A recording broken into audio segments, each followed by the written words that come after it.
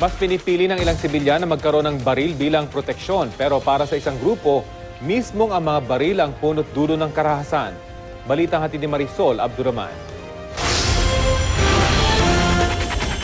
10 taon ng gun owner si Olan Salita. Nakahiligan daw niya ang mga baril dahil sa gun shooting. Pero hindi na lamang pagmamahal sa sports ang dahilan ni Olan ngayon kung bakit siya may baril. Nagsisilbi na rin daw kasing proteksyon para sa kanya ang baril. Hindi lang para sa sarili ko ang main purpose ng pag-carry ng baril or pagkakaroon ng baril is because of my family. We really do believe dun sa kakayanan ng kapulisan natin. Magaling sila, mapagkakatiwalaan, pero ang nagiging problema kasi dyan is yung oras. Lalo na pag may krimen, siguro 3 to 5 seconds delay, malaking pangyayari na yun. Si Carlo Aquino talaga raw nag-aarmas bilang proteksyon. Alam ko lang na ready ako kung sakaling meron mangyari. Hindi ko rin alam kung ano rin ang magiging reaction ko.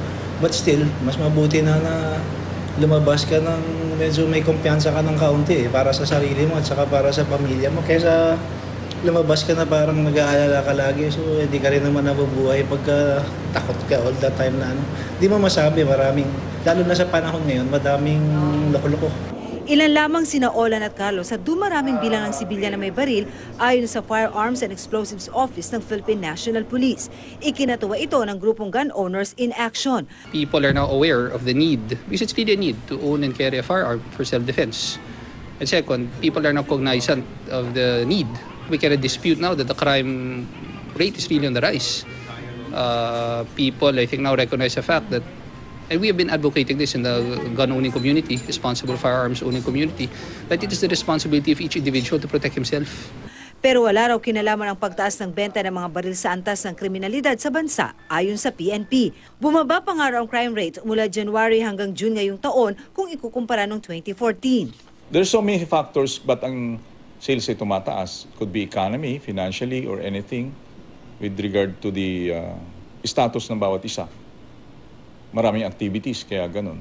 As regard dun sa crime rate o crime volume na sinasabi nila, the records of the Directorate for Investigation Detective Management show otherwise.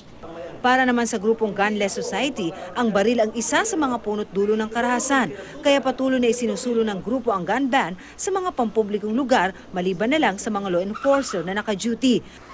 Araw-araw may nangyayari na babaril, napapatay o nasusugatan. That is the situation. And that has to end. Kaya para kay Pacheco, dapat nang kontrolin ang mga baril para makontrol ang mga kriminal. Ang kontra sa gun ban, mga psychopaths, criminals, gun dealers, gun manufacturers, yan ang mga kontra sa gun control. Only 1% of crimes involving firearms involve licensed firearms holders.